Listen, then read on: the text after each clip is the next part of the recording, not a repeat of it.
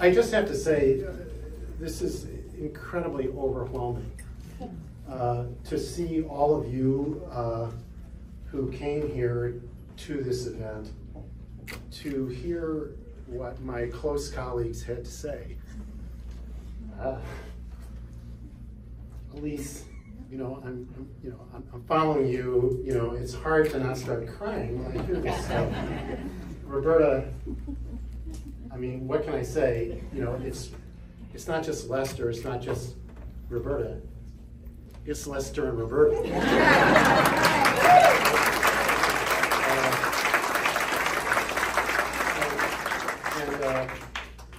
Anna and Jenny are the pride of both Roberta and me.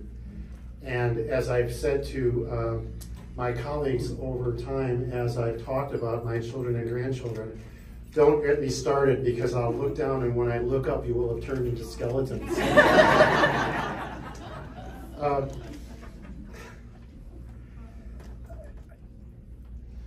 I want to thank Heinsbach, my colleagues, for sponsoring this party. They had the vision to start planning 8 years ago. Not for this party, but for succession planning.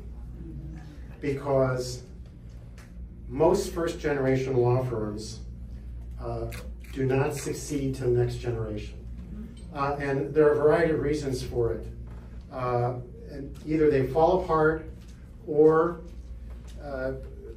the younger partners leave and either start another firm or merge into a larger firm.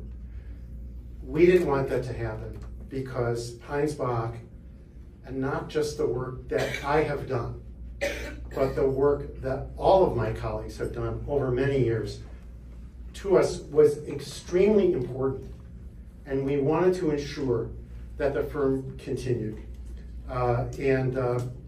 It has been a resounding success.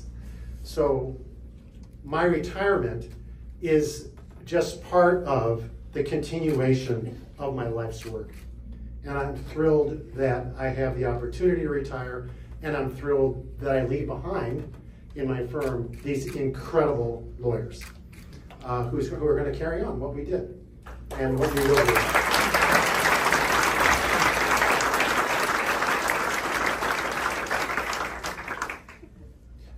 I do want to tell you that Roberta is a very strict taskmaster when it comes to time limits. We're already way over the time limit, but I want you to bear with me, because I do have some things that I want to share.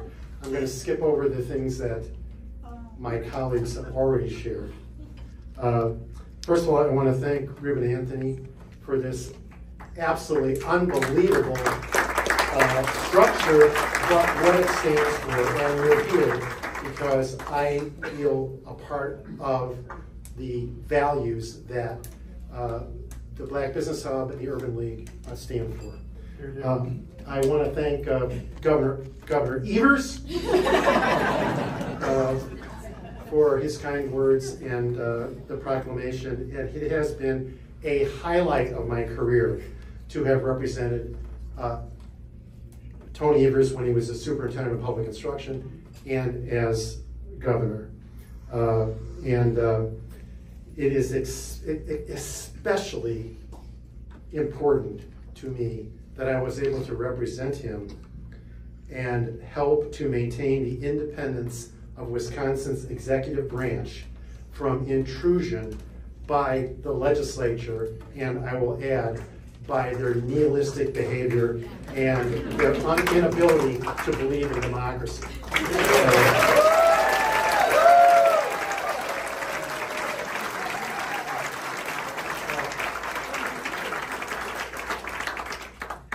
Dean Takachi, thank you for your words.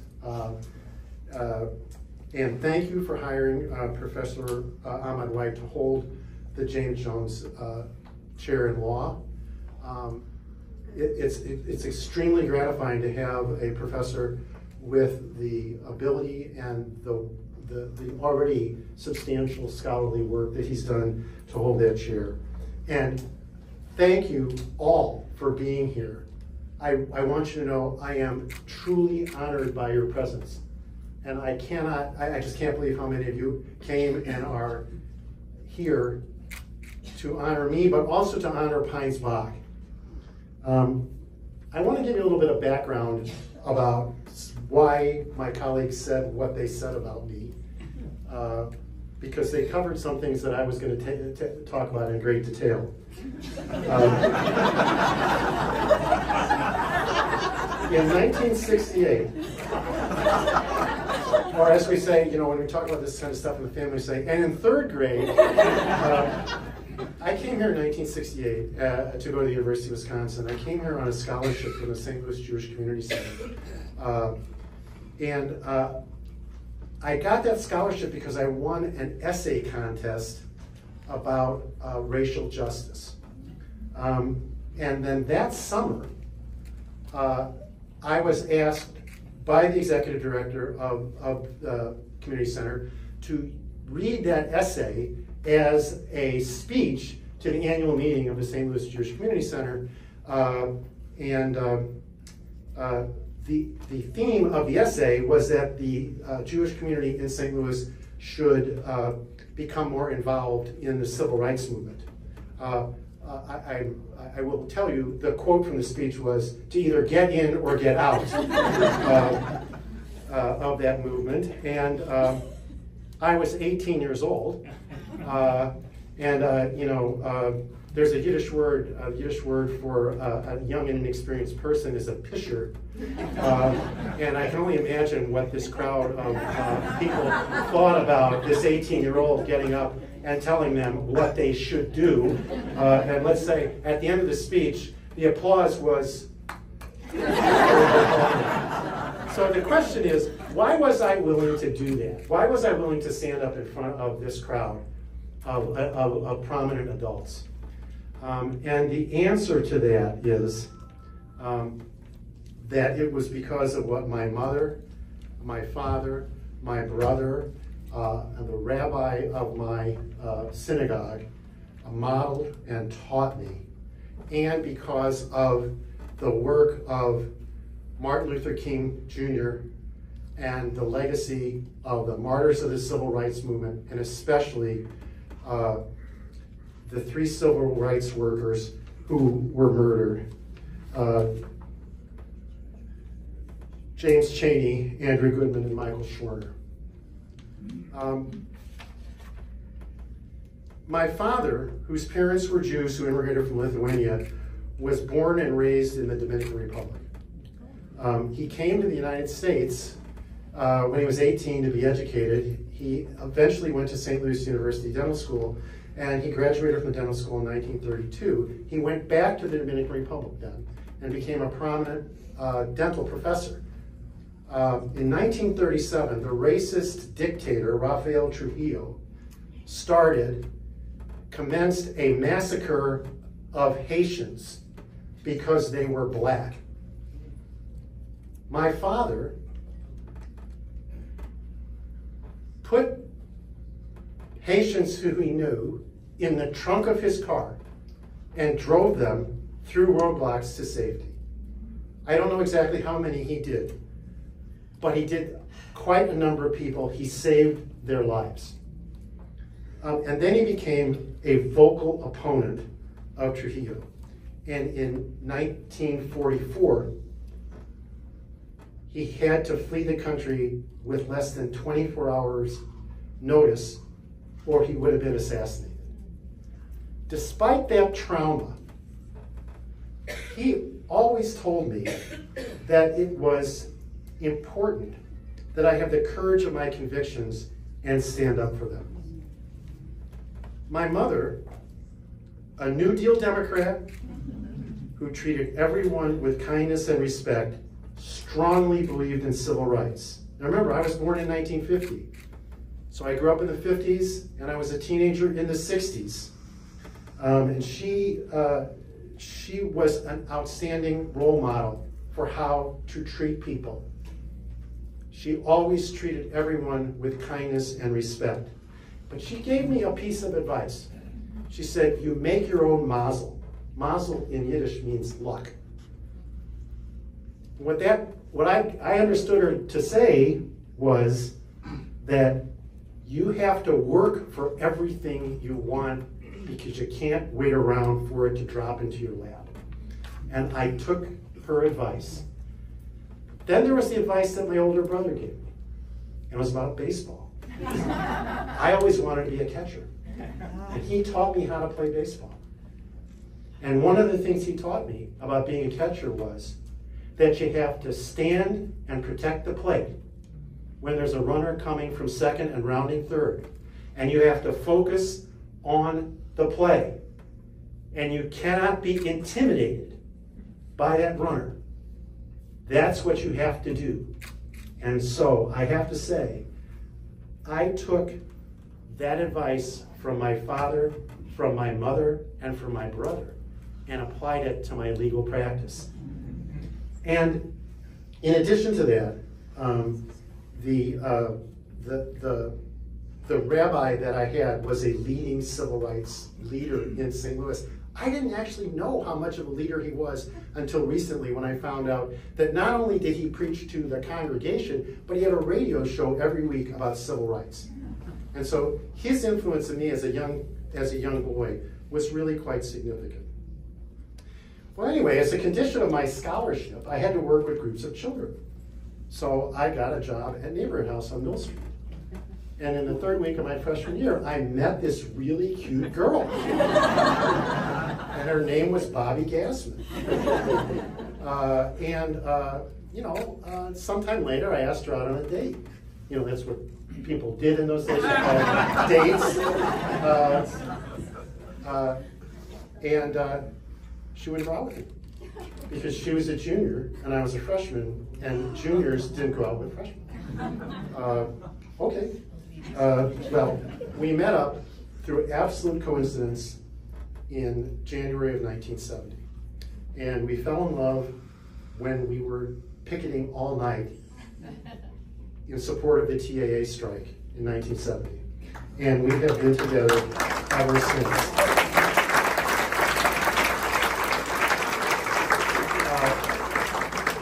It was Roberta who suggested that I become a lawyer. I suggested that she get a master's degree in social work, which she did.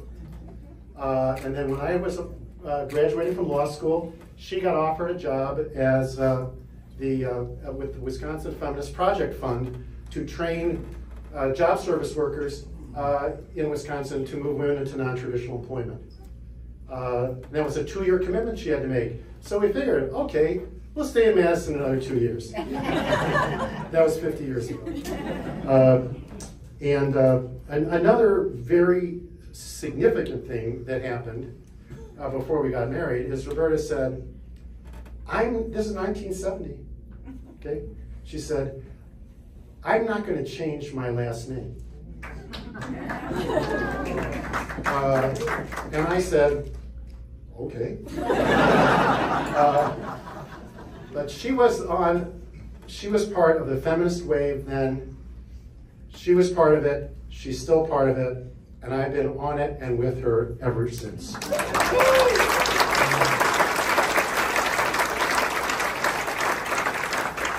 So we were, we had parallel careers, and we both worked for justice. Roberta was in government, and I'm not going to go through all of the things I was going to go through to say everything she did. Most of you know it.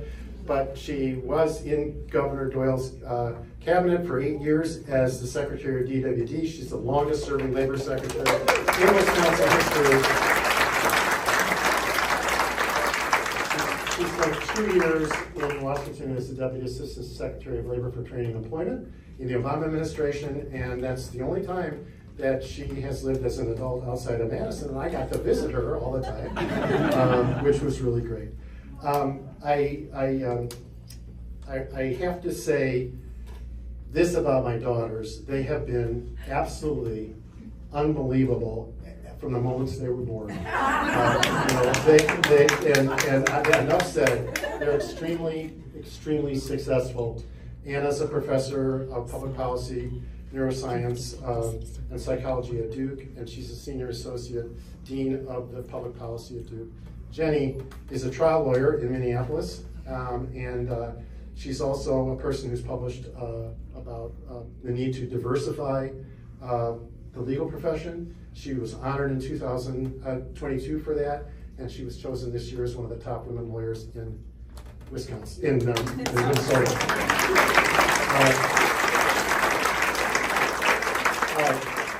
You know, I have to say this about my partners, Jordan Loeb, Tamara Packard, and Elise Clancy Rojo. It has been my pleasure and an honor to have worked with them for almost 3 decades. Jordan and I worked on serious criminal cases together. Elise was my next door office neighbor. I have heard what she said. She has heard what I've said. We worked on one case together with Jenny. That's right. We did do that. Tamara and I have worked extremely closely together, and we have what we have described as a Vulcan mind meld. That is, we can, finish each other's sentences, we did some very extraordinary appeals work, and I can't take credit for our victory against the legislature in the lame duck laws, because Tamara was a huge part of that, and I appreciate it. I appreciate all the work that those 3 lawyers did, and all the work that everybody else has done in the firm. There's not enough time for me to go through it all, but it's been extraordinary. It's been an extraordinary experience for me to work with them. I have to, however, say that beside the lawyers at Pine Spot, the support staff at our firm is, and extraordinary is really not even a good enough word to describe it. We have had people,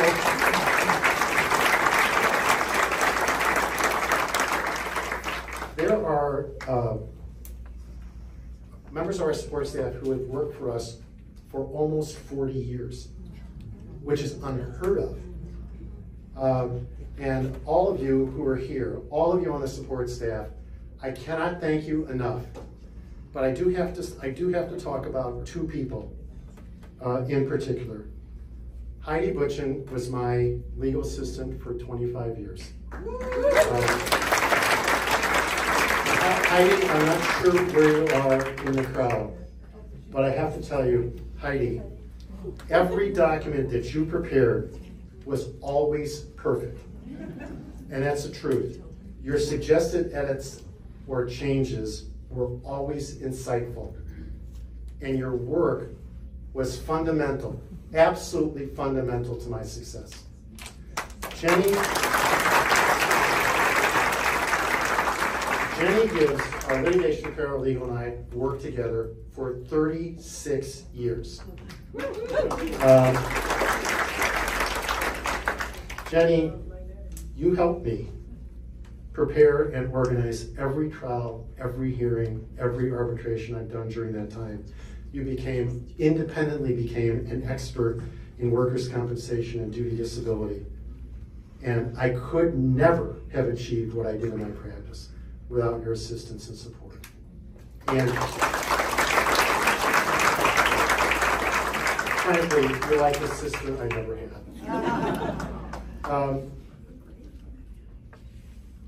I want to talk just a little bit about the future, and then I'll stop talking. The current United States Supreme Court is the most reactionary court since the 19th century. Its decision in Dobbs, overturning Roe versus Wade, is on par with Plessy versus Ferguson. The case, which in 1896 gutted the 14th Amendment and led to legally sanctioned racial segregation through the specious concept of separate but equal, which reduced black citizens to second-class status and much worse. The Dobbs decision effectively says that American women are now separate from men in a second-class status, people who do not have bodily autonomy. Compounding Dobbs, in Trump versus the United States, the U.S. Supreme Court gave broad immunity from criminal prosecution to the president, who can now claim l'état est moi, I am the state, and uninhibited by the rule of law, can seek to establish an authoritarian federal government. That threatens all of us. And that was just this year's decisions. I fear that the United States Supreme Court will jettison the constitutional protection for the use of birth control, followed by a limitation on the right of women to travel for medical care. And it is likely to eliminate the constitutional protection for same-sex marriage. We will need a sustained effort by lawyers to blunt the continuing threats to our liberty.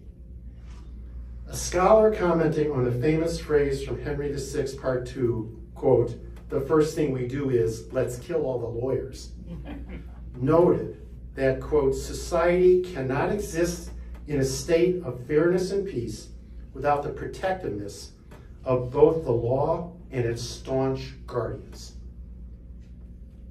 I am proud that I and my colleagues at Pines Bach have been such guardians.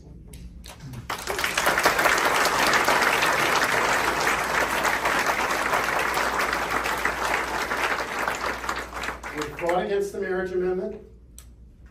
We led the opposition to Act 10 and the regime of Scott Walker and his acolytes in their attempt to undermine the right to vote, destroy the separation of powers, and subvert Wisconsin's democratic norms. Pines Bach's lawyers have stood firmly with clients dissolving their marriages, with immigrants in need of assistance, with people charged with crimes, with those who have suffered injuries from negligence, with small businesses and commercial transactions and disputes, with labor unions to assure the maintenance of collective bargaining and worker power, with organizations defending the right to vote in fair elections, with individuals and organizations seeking to ensure access to public records and meetings, with utility consumers, with citizens trying to stop environmental degradation, with Planned Parenthood to fight for women's reproductive health care, with women and with people of color to eliminate racism and discrimination, and with the LGBTQ+ community to expand and defend their rights.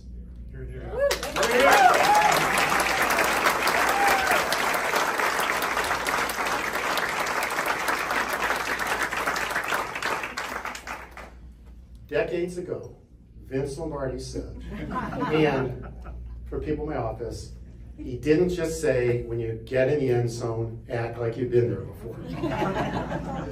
Vince Lombardi said, "I firmly believe that any man's finest hour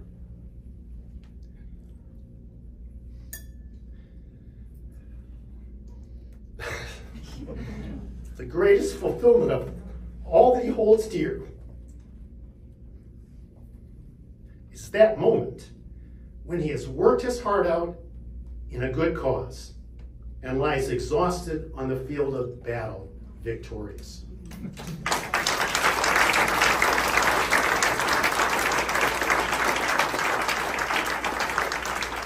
I have reached that moment. That Pines Bach will continue to be a leader for justice and equality is my and our victory. Thank you for being here to celebrate it with me.